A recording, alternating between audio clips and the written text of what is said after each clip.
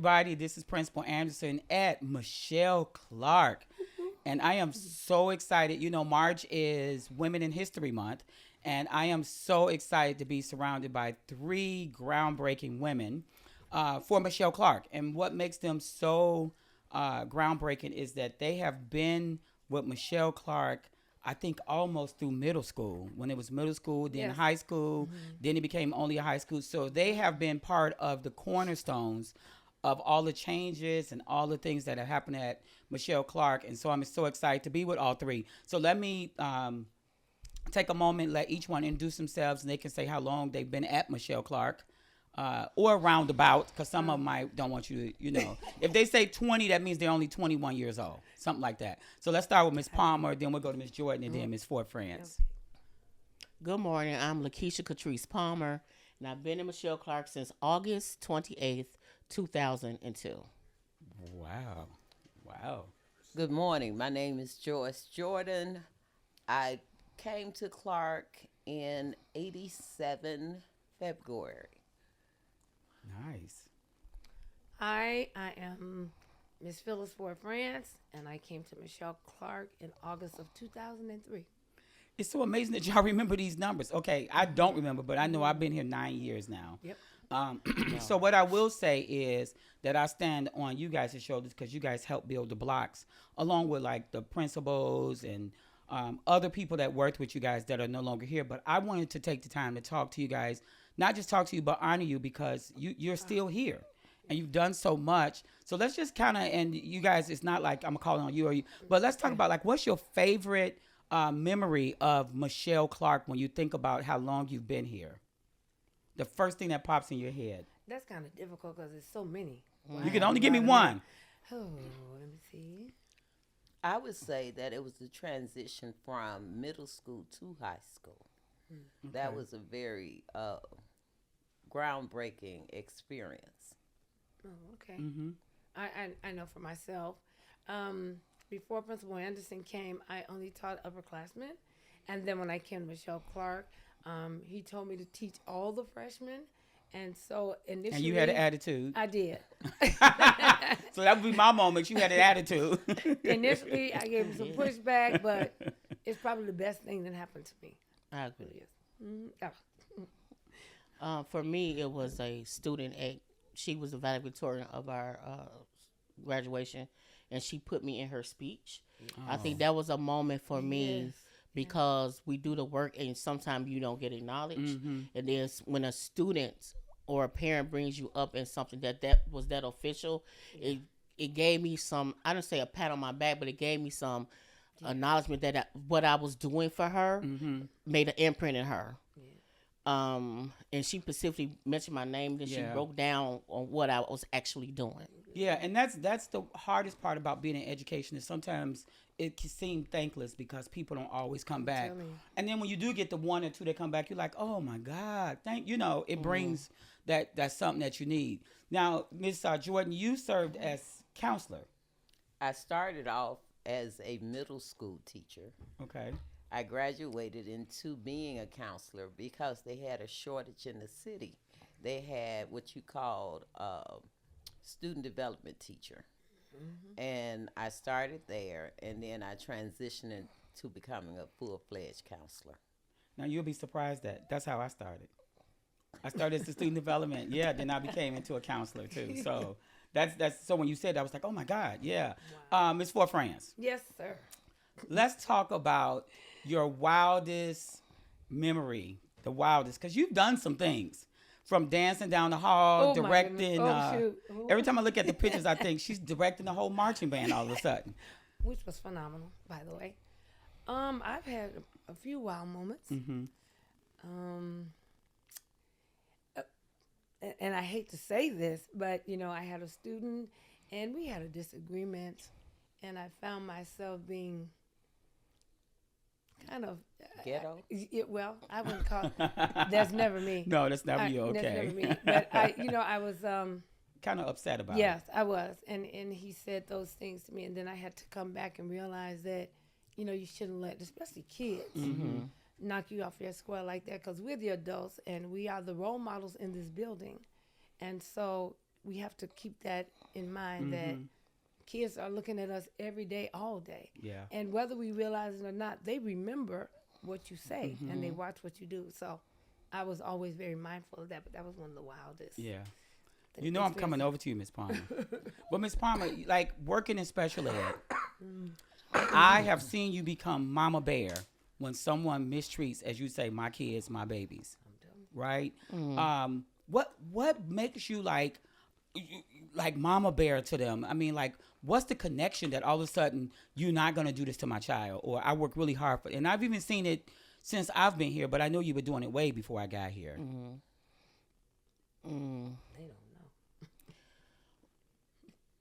I guess because I don't like to see people being mistreated. And then if you know our history, I know in our educational system how bad, especially black boys, are treated. They're being under educated, not educated.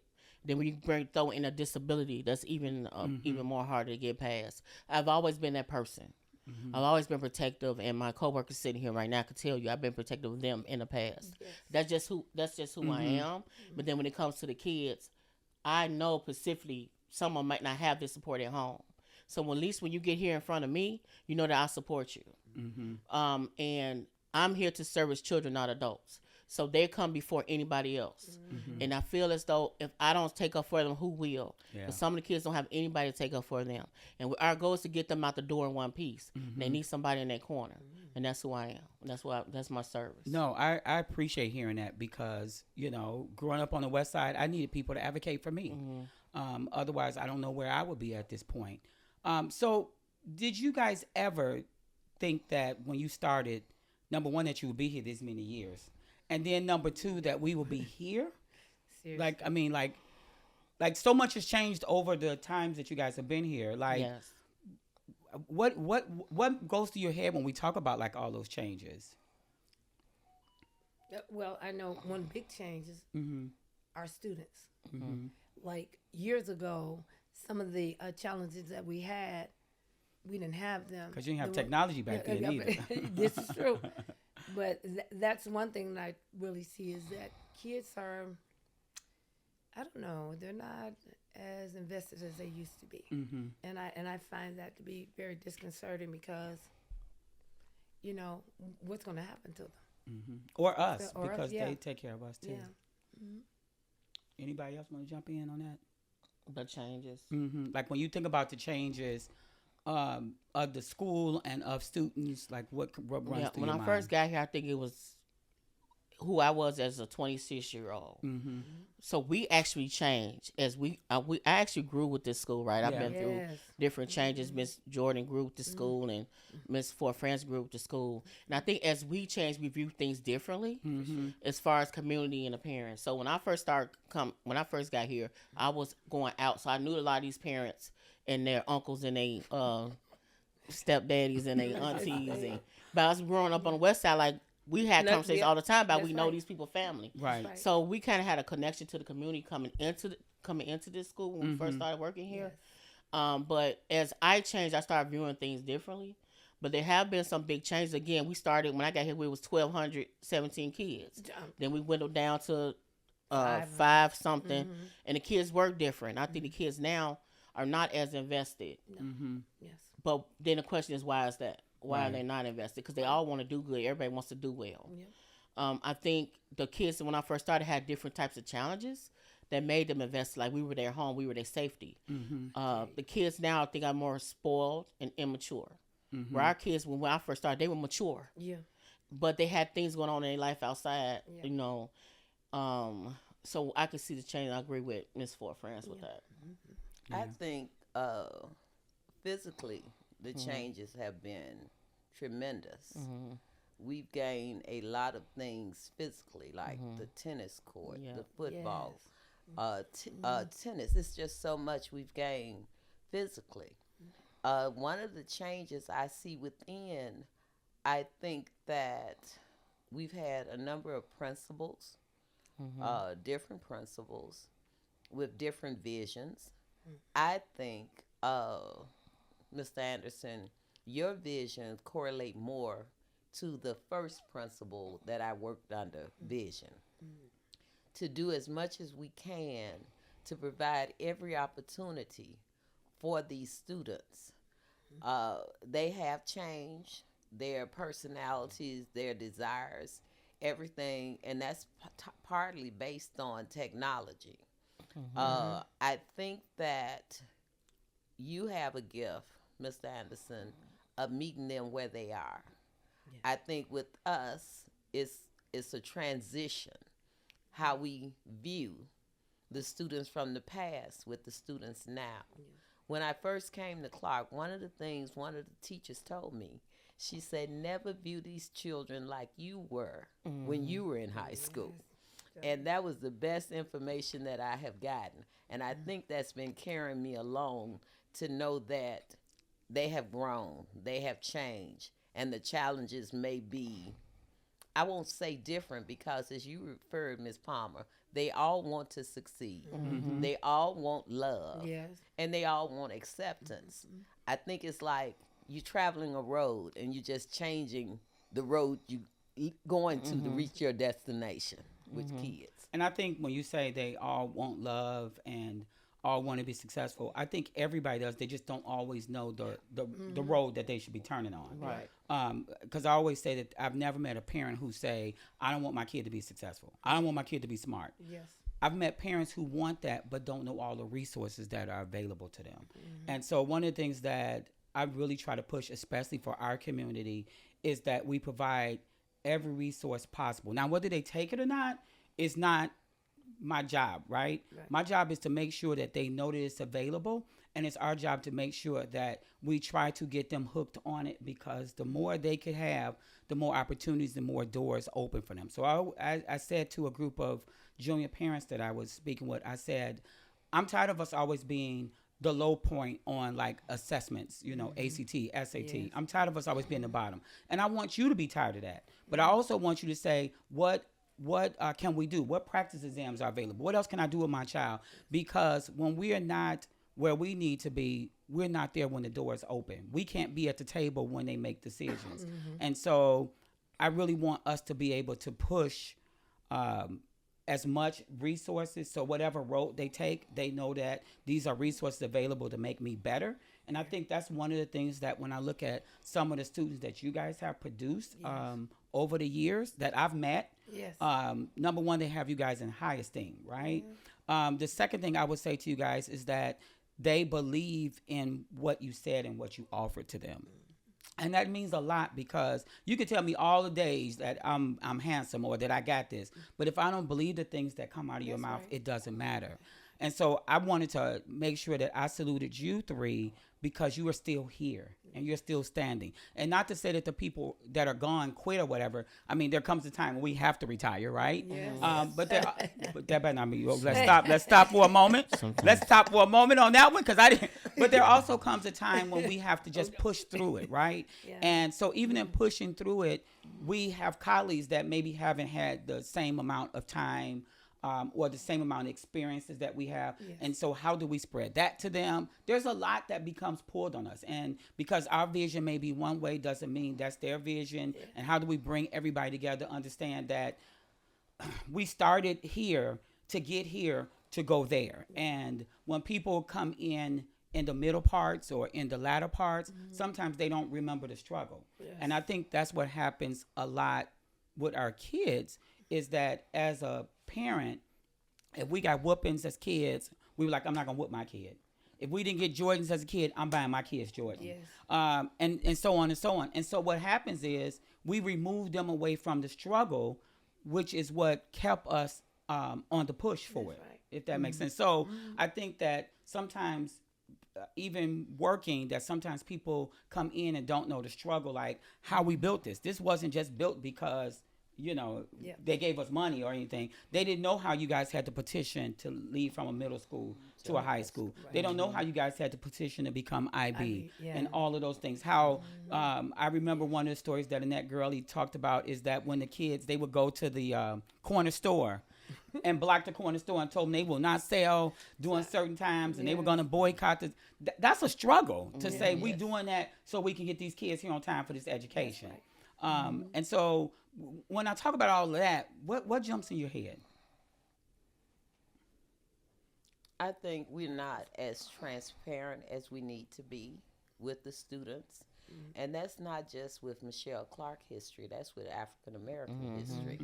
Like you said, I think we want to forget the struggle instead of embracing the struggle. Yeah. And once we embrace it, we understand it, then we can pass it on to the next generation.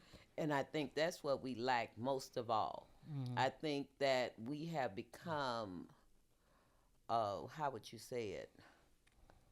We're trying to assimilate too much into a different culture that we forget the glory, the wealth of our own culture. Yeah. When you they said try that, I to thought about like the reading. Like duplicate if our my culture. great mama couldn't read, Right.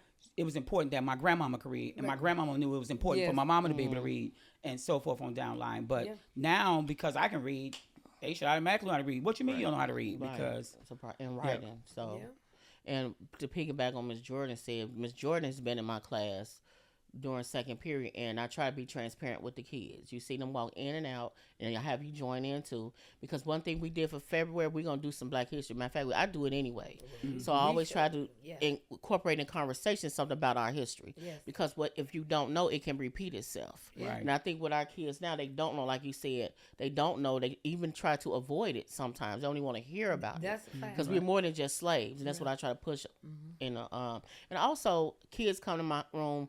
We have transparent. I know you're transparent and you're transparent. Yes. Real conversations. Yes. So actually, for Miss Hughes, Markel did a whole presentation about me Oh. on Friday. I saw So they that. called me to the room. And of course, you got video of me dancing. Yeah. Okay, because that's a connection with the kids. And he said that I tell him the real. You heard conversation, and that's why I love Miss Jordan to be in my room. Miss For France could come up and we talk about, because we be real with these kids. Because when they get out on the street, it's about real. It's not about fake of assimilating. It's about real. And then it's they have not to about what you understand got on anymore. that No. we created our own culture because we didn't know where we came from, and they duplicate it and make money off of it, but we're not expected to do that. And I think that's where we lose our kids also. And also, Michele Clark offers so many things for the students, even down to the lunchroom. Yes.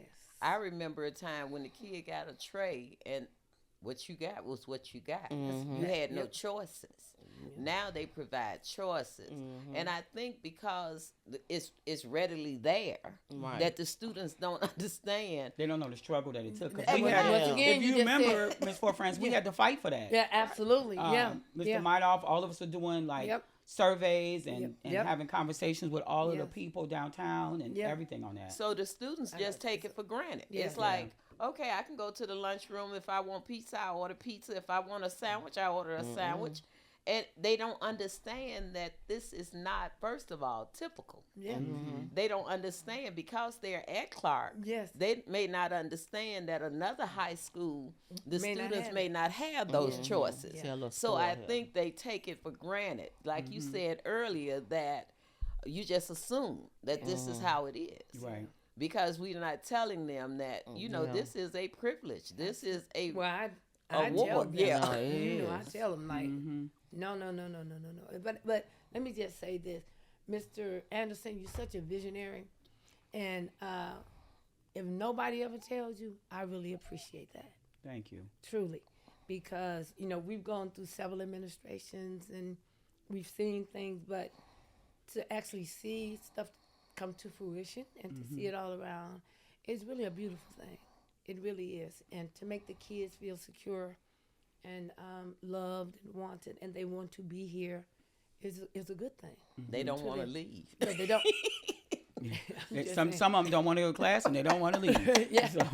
So we always run to that. But Yeah. like I said, this was conversation piece. Yes, definitely. But this was also because I wanted to honor you guys, especially by Yes. being March and Women's History. I wanted, because a lot of things that we got through as African Americans were through the women. Yes. And if it wasn't because they were sewing and making clothes and cooking and things, because they were in the church praying, things like that, but they always had some wisdom. And as we leave, I want you guys to drop some wisdom to anybody that's listening, maybe that don't know, like, and it could be anything. Seriously, I'm not pushing you to say anything on any particular thing, but some wisdom on, like even your longevity here, the wisdom on caring about students, the wisdom on maybe next levels.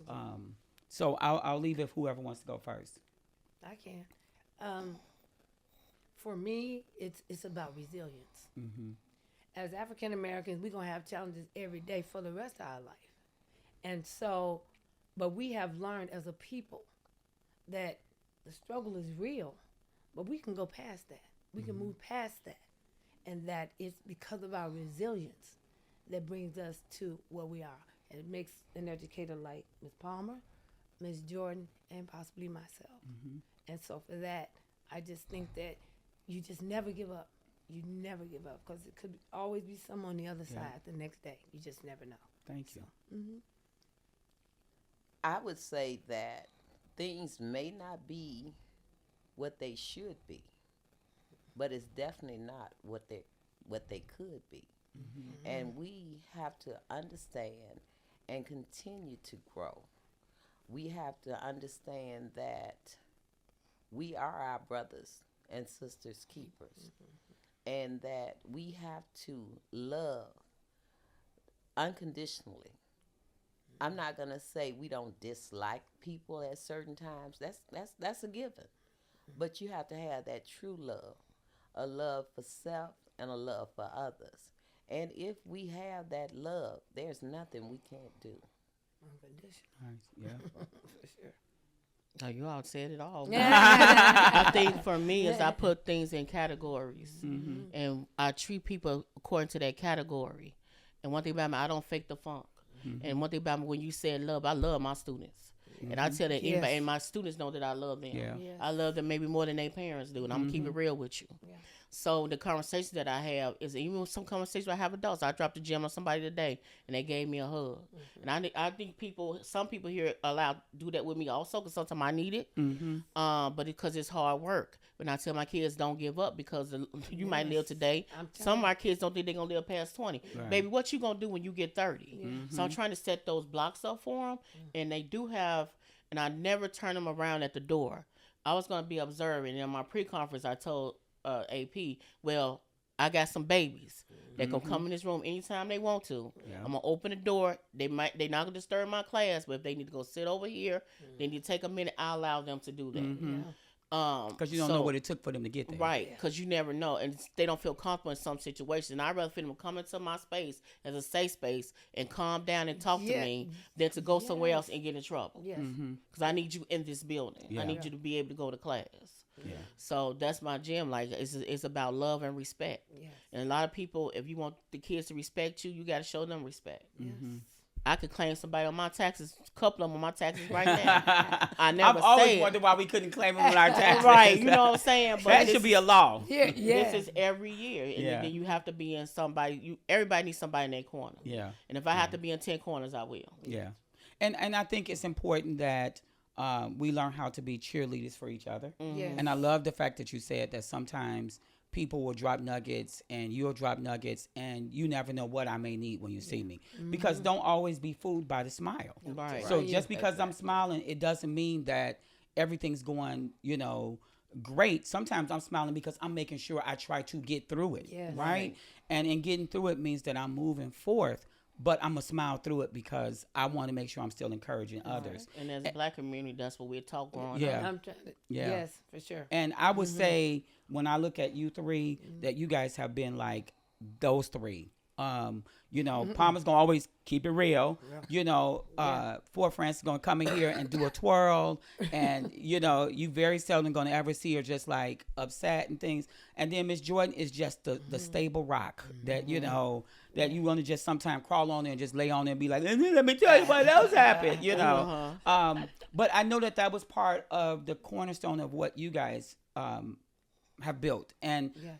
one of my prayers is that every day that you guys come, that you're able to see, like, I'm here for this reason. Like, I never want you guys to, have went 20 years, 25 years, 30 years and say, I don't know why I was really there. Oh. Yeah. So, But that's why we still here. yeah. Because I certainly haven't felt Yeah, I that know. way. Yeah. Yeah. So, It's a commitment. Yeah. I believe that we have a personal commitment to help our students, to love our students. Yes. And like you said, And correct them, you know. yes, As, that's Yes. love. but that's part That's of love. love. It's Yeah. correction. Yeah. And also with your staff, I'm a firm believer that hurt people hurt people. Mm-hmm. And a lot of times we have staff members who are hurting. And just like you say, a simple word of encouragement, Yeah. a hug, or a listening ear can make a difference. Yeah. And I noticed that even when I was counseling, that teachers would come to me and confide things in me, with me. And I see that even now, that even with the staff, sometimes they need that person that they can talk to, Yes. they can relate to, and they can connect to.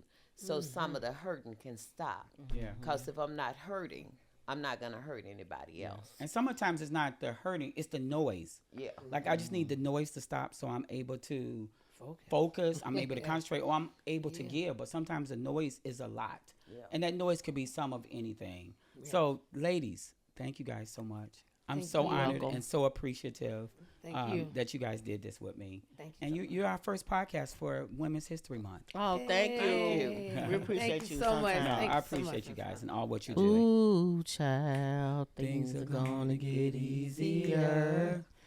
Ooh, child, child, things things will get get brighter. Someday. No, Oh, I thought we were going to go in the part. I was ready to go into my part. I was like, what part am I finna do? Do I have to sing Someday. the high note or the low note? get it undone. Someday. Ooh. You know what part to cut out, right? No, he's going to leave that in. Trust me, Really watch not. him. What you want? What y'all want? Time for the percolator. No, okay, I'm done. I kept it Because you together. know he hasn't stopped. I kept it together as long as I could. Yeah. In closing, Well, thank you, Mr. I Anderson, would for that like- acknowledgement. I really Okay, right. appreciate it. I would like to And thank so sometimes. we wrapping it up. Did I not wrap it up and say thank you? Yeah. I It would was like over to with. thank Mr. Anderson for giving us this opportunity. Absolutely. You guys And are the to opportunity. be, Yeah. and to be the visionary that he always displayed. Yeah. And I want to say, I admire how he comes in every day against opposition, always keeping a positive attitude and trying to be the light in the darkness.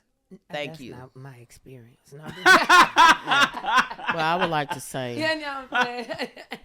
that our relationship wasn't smooth. I don't think at the beginning. It was, but I think you didn't know. You were waiting to see if you should trust me or not. And true, because I'm a Capricorn, but no. And we're all Pisces. Right.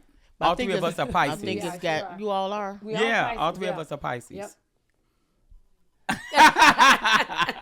So thank you guys so much. We'll see you next time. Thank you. Thank you.